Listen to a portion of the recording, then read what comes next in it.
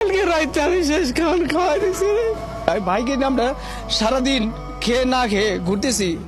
সবাই বলে একবার 5 তলা বাড়ি ইউনিটে, একবার বলে 9 তলা, একবার বলে 6 তলা, একবার বলে ইমার্জেন্সিতে। আমরা সব জায়গায় দৌড়াতে দৌড়াতে সারাদিন ক্লান্ত।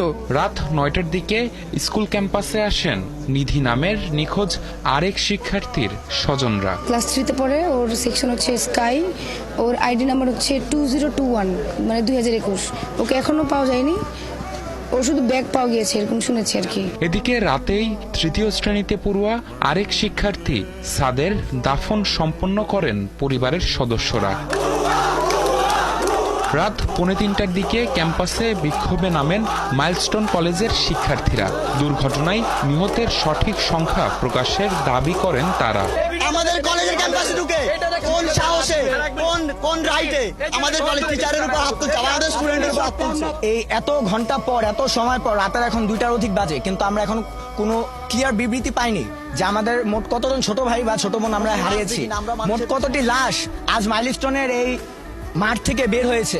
সারাদিনের উদ্ধার অভিযানে সাহায্যকারীদের হাতে রাতে খাবার পৌঁছে দিতে দেখা যায় অনেককেই।